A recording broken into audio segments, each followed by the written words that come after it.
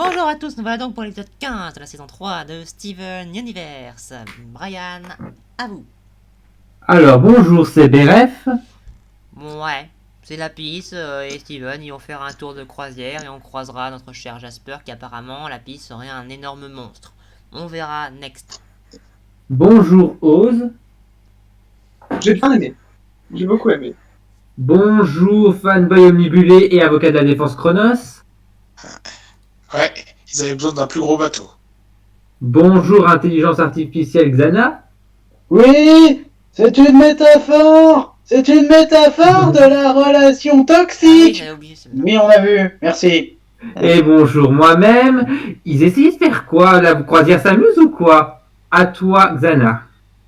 Bon, alors, c'est plus ou moins Steven qui emmène Lapis Lazuli en croisière. Donc, Greg a loué un bateau, parce que il a encore de l'argent pour ça. Ok, pourquoi pas. Non, il est encore riche Et ici. donc du coup, Lapis, elle est moyens partante, vu elle a passé un certain temps dans l'océan toute seule à contrôler, à enfermer Jasper dans une fusion. Oui, ça va revenir ce détail-là. Voilà.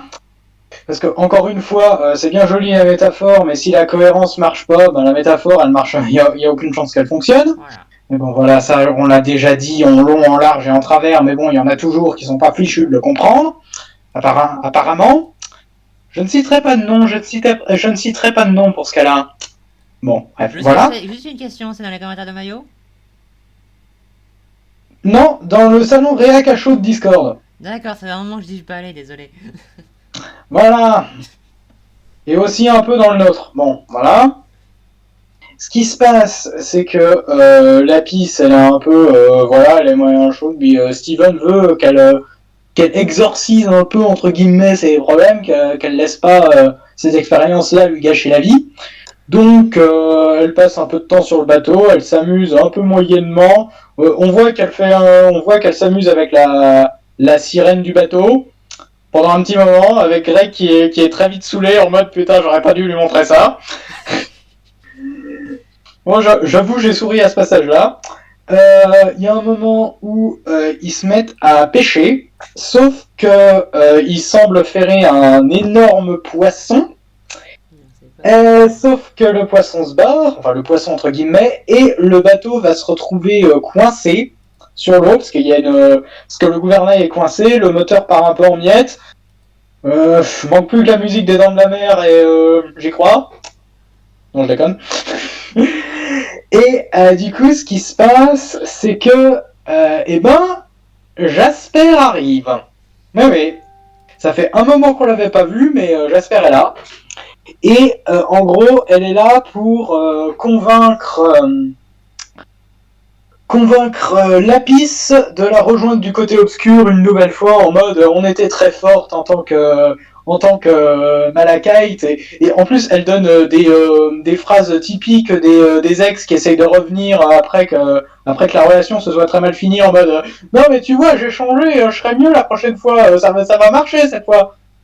Ce genre de truc, bon, encore une fois, c'est symbolique des couples, symbolique des relations, donc oui, c'est bien de l'appuyer, mais bon, encore une fois, faut que la cohérence soit là. Et, c'est déjà étendu sur Malachite, et niveau cohérence par rapport aux règles de la fusion, c'est pas ça. Donc c'est bien d'appuyer votre métaphore, c'est bien aussi qu'elle soit cohérente avec vos règles. Mais bon, voilà. En fait, c'est ça le petit problème qu'il y a avec cet épisode, c'est qu'en soi, il est pas mal, sauf qu'il souffre des incohérences des précédents. En fait. C'est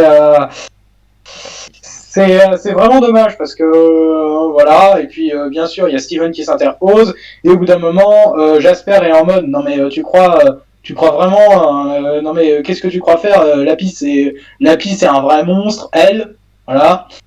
Et au final, ce qui se passe, c'est que Lapis finit par envoyer chier Jasper en trouant le bateau, ce qui le coule.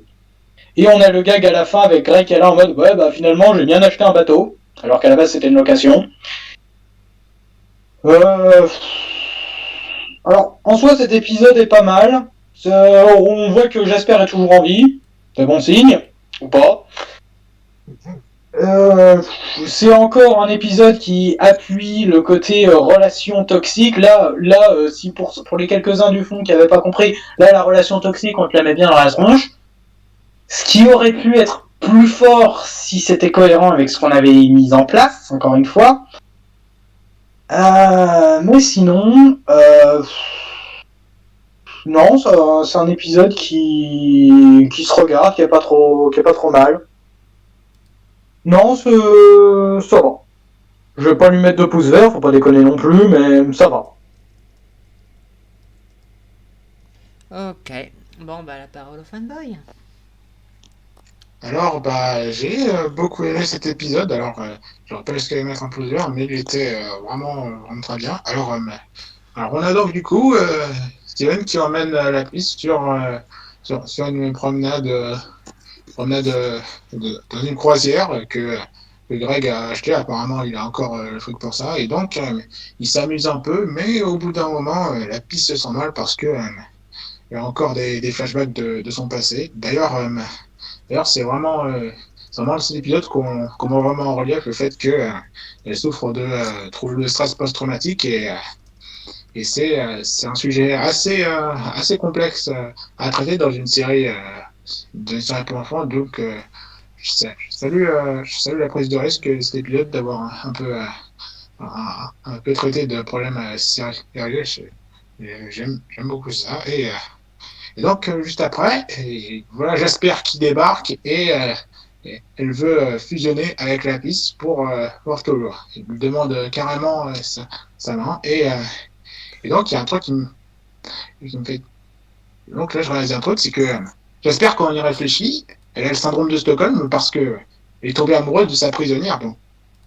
Donc ouais, quand on y Entre nous, réfléchit, le c'est. problème, c'est le syndrome de Euh, Stockholm, c'est le prisonnier qui tombe amoureux, mais bon. oh, pas l'inverse. Bah oui, mais là, c'était Jasper c'était Lapis qui avait fait Bah, prisonnière c'était les deux qui s'emprisonnaient mutuellement, en fait. Enfin, c'était surtout le Lapis à la base, mais les deux, je sais pas. à mon avis, On c'est va ça. dire ça, ouais, on va dire ça.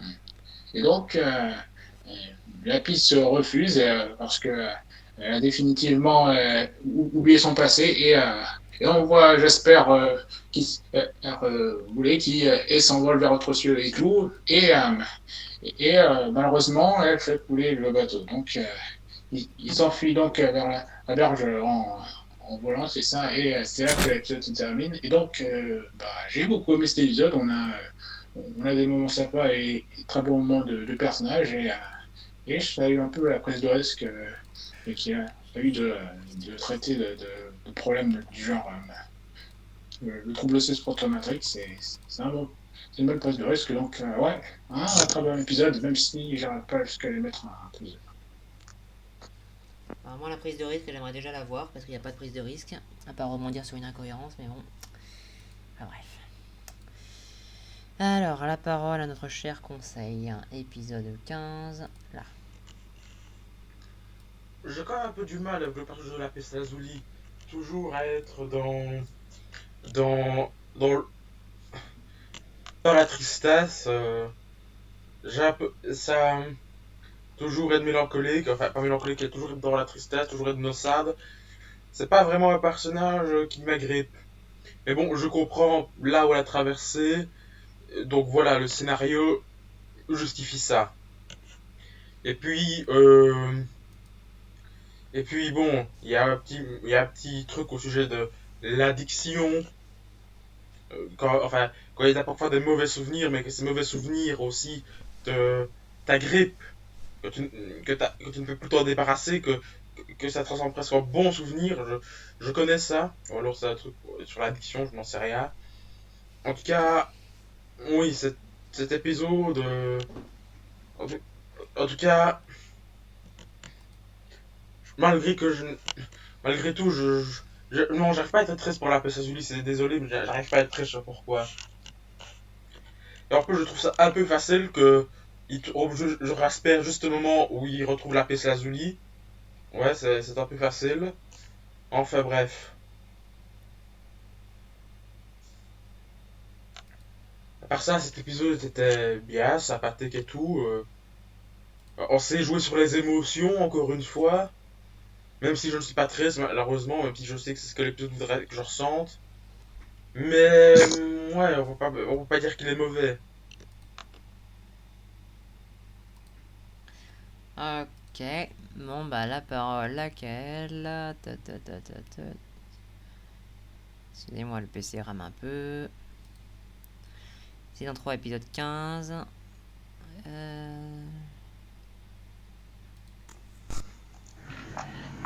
Je sais vraiment pas quoi penser de cet épisode parce que, en fait, j'ai un problème.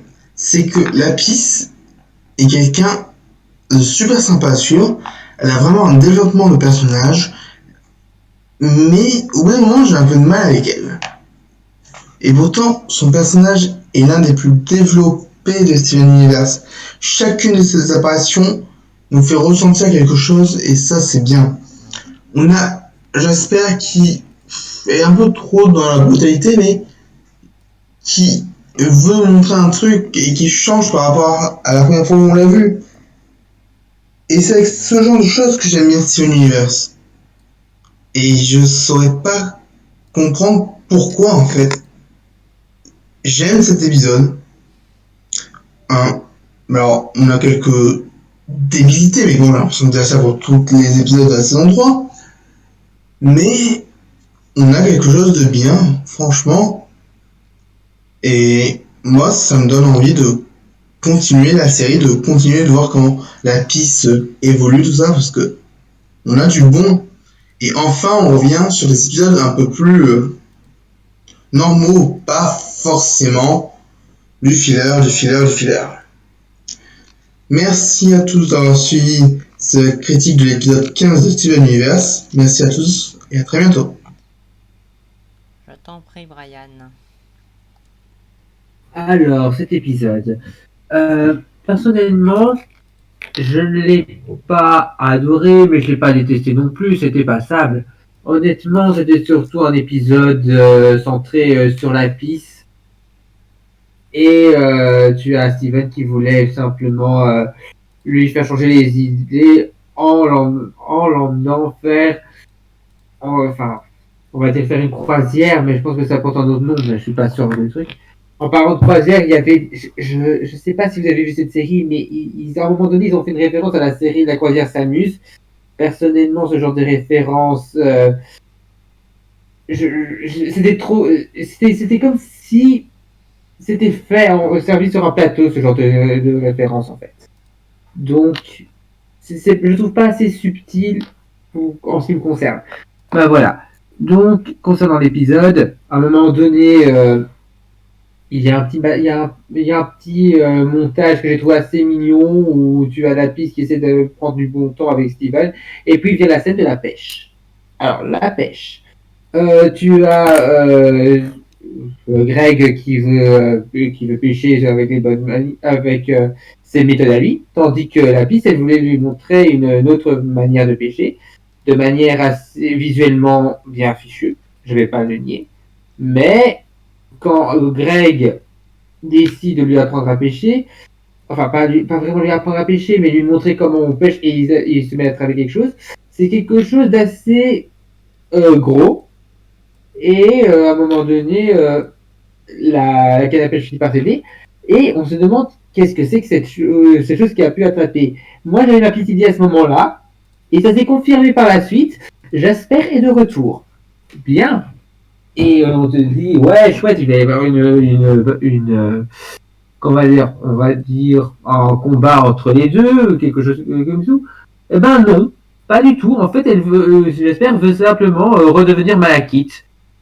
Et j'ai pas très bien compris ce truc.